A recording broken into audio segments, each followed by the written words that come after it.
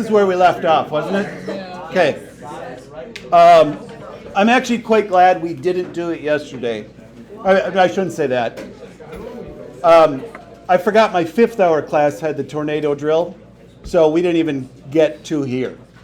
So you guys got to sit. No, we didn't even get to this question. So we're a little bit ahead of the other class. Yes, but that's not necessarily a great thing. I guess it's not a bad thing, but... Oh, that is true. That is true. Okay. You have been given a summer internship at a winery in the Tuscany region of Italy. Okay. All right. Feel that's kind of weird for a minor, but okay. Your task each day is to track the rate that red grape juice is being pumped into these large stainless steel vats. The depth Y is increased at a rate proportional to the square root of the depth at a given time. Write a rate equation that would represent this situation. Okay, so the rate of change of depth, we'll just start with that before we even worry about the details, mainly because we know how to write the rate of change of depth. So the change in the depth compared to time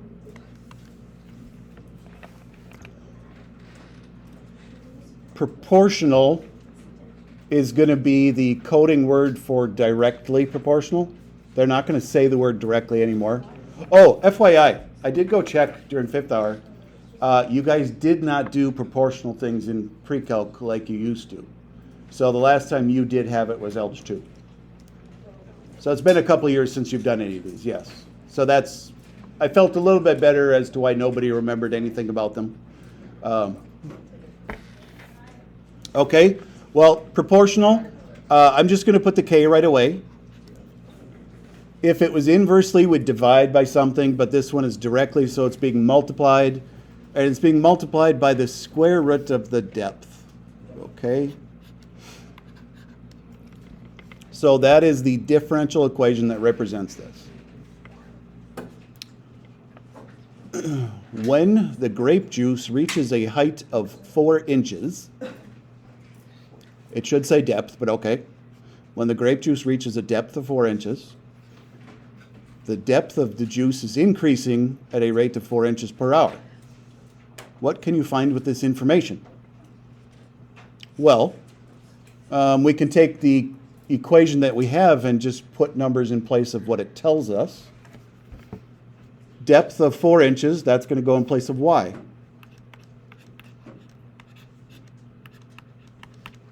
Okay? The rate of the depth is 4 inches per hour. Now, I know it says increasing, but it theoretically doesn't need to so much. If it was decreasing, it would just be a negative number. So you kind of have to watch out for how things are worded. So if it gave you a positive number and then told you it was decreasing, then in the equation you very well might need to put a negative. But anyway, so this one is 4 inches per hour. And then what we're going to do with this is this will tell us the K value. It's going to tell us the constant of variation for this specific situation, right? So this is going to be 4 divided by 2. So K is 2.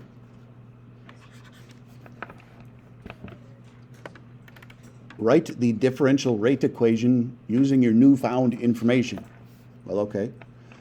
This is basically asking us to write the no, I was going to say a particular solution. That's not correct. This is the differential equation that is specific to this vat. Like, it's possible the vat next to it might have a different K value. You know, like maybe the pipes leading into it are pumping at a different rate, whatever it is. This is just the K value for that specific vat. Okay, Complete the table below for the chosen depths using your differential equation. You notice that the rate, the depth of the grape juice is changing, does not depend on the amount of time. So basically it's coming in at a constant rate. Okay, rate, depth is changing inches per hour. Well, we're going to use that equation because that's specifically what that equation represents. It represents the rate of change of depth. When it is currently 0 inches deep, it is still changing. Well, I guess no, this one's at.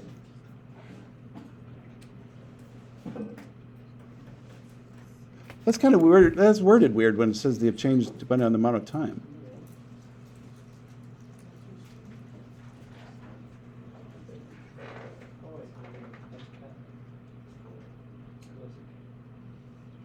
Well, yeah, because it only changes depending on the current depth. It doesn't change depending on how long it is. That's just worded weird.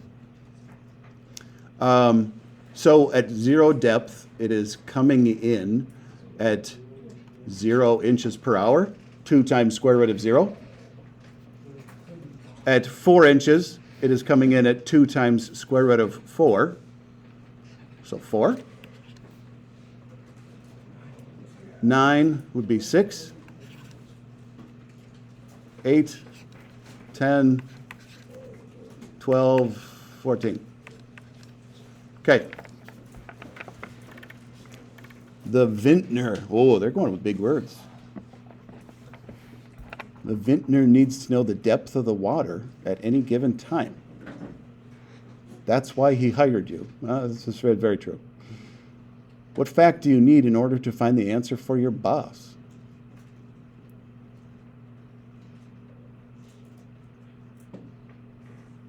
Does anybody think they know this one? Great, you need to know the starting depth.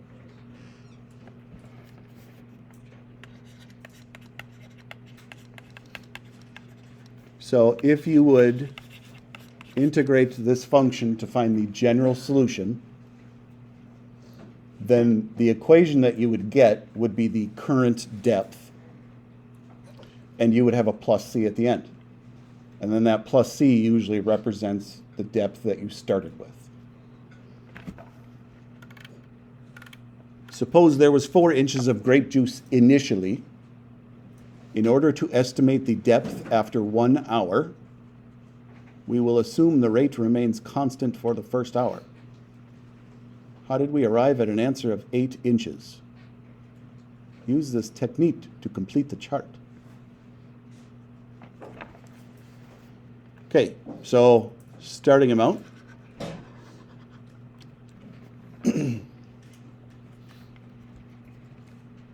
We aren't going to do any integrating here. How did we get to 8? You added 4 to the first answer. How come 4? You start out with 4, and then you put the number into the equation. Okay, so up here, it tells us that when the depth is 4 inches, which it's at 4 inches, then it's increasing at 4 inches per hour. So 1 hour later, it would be 4 inches deeper. Now that it is 8 inches, we know roughly.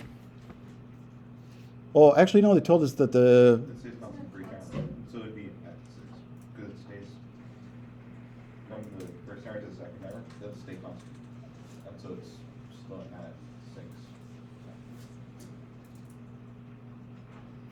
Yeah, but it should be 9 then. Because when the depth is 9 inches, then it's 6 inches per hour. I'm kind of disagreeing with the chart.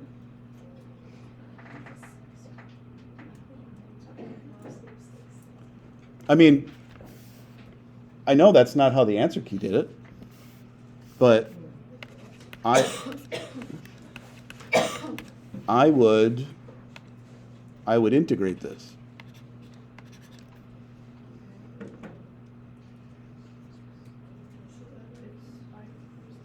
You guys don't know how to integrate that yet. Mm-mm. No, because we have a DT on That is in 2 sections. That's why we're not doing it. So you'd have to multiply by DT. Uh, That's the wrong. Okay, yeah, I'll show you why you don't know how to integrate it yet.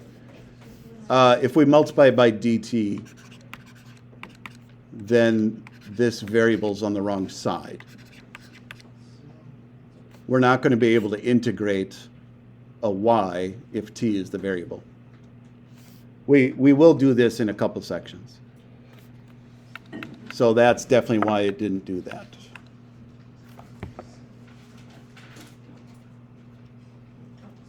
I kind of disagree with this, but we'll go with it. Then you would add 6, add 8, add 10.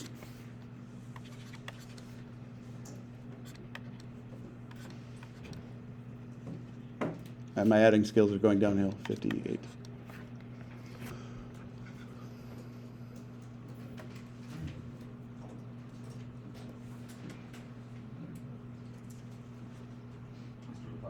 See, I disagree with this slightly just because how fast it comes in depends on the current depth.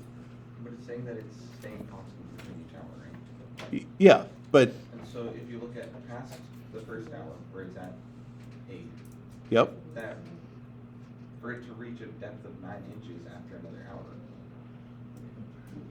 then the so the current depth tells you how fast it comes in. This current depth doesn't match up with the 9. So it's not coming in at 6 inches per hour when it's 8 inches deep. but the 9 and the 8 are going to be within the same hour.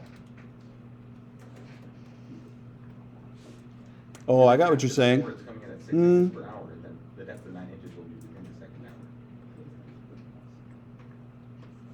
hour. Yeah, I guess it should work. The I mean, extra hour- it seems kind of dumb because there's no way the thing is going to change to a different rate uniformly. Okay, anyway, that's all this one was going. I wouldn't put too much stock into the end of this word problem. The portion of the word problem that I would like you to focus the most on is A, B, and C. Mainly because that's what you're going to be doing the most of. And on the AP test, when you run into the word problems, the hardest part for you is to translate what they're saying into variables and equations. So that's the part you want to get the most comfortable with. I wasn't planning on doing the 4th page of this notes, because if you look at the 4th page of the notes, it actually has what's called a slope field on there. And that's our next section. So the explanation for the slope field, it's kind of like built into this problem, and I didn't want to get you there yet. And looking through our homework, there's nothing about slope fields in your homework. So I'll hold off on the slope fields until we actually get to 7.2, which will be Monday. Let's just do it. And then we can get farther, are the more days we have to review before they can test. You have to get work done. Okay, not everybody's where you're at. I'm not even going to say where everybody should be because we have a ton of work. So this week specifically was a lot of work added on. And I'm not expecting everybody to finish each section each night. I mean, like, I get the calc problems take a while. So it's not my intention ever to like give you an hour of homework per day. I realize some of you go slow at calc, and so maybe it takes you an hour. My usual intention is that you would average about a half hour of work per day. To me, that's manageable because you've got 5 other classes. And I know you're not going to have homework every day, but calc we frequently do. So I don't usually want to try to plan anything so that you have a ton of work. And I'm assuming at this point, some of you are probably a section or 2 behind on homework. I don't know if that's true or not. Okay, I was kind of expecting it. Nobody usually wants to admit it. So if you can, your goal is to be done with 7.1 by Monday if you can. So I don't know what you have going on. Oh, wait, our prom's tomorrow too, right? Yep. Yeah, okay, so you might probably only do stuff Sunday night, if anything. Or Saturday, Monday. Nope. No. There's working on March, something like that. I'm worried about anybody that would do their homework Saturday morning. Honestly, I might. So I know when I was a student, I always did it Friday night just because I can't stand working Sunday night. Like, I would rather Sunday night be relaxation time to get ready for the next week. But not everybody's not the same.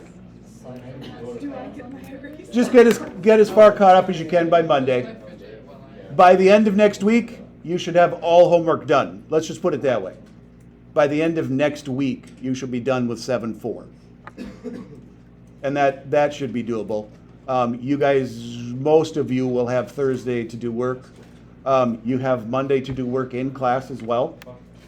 So I would think that that's doable, but do your best. I realize you got lots going on.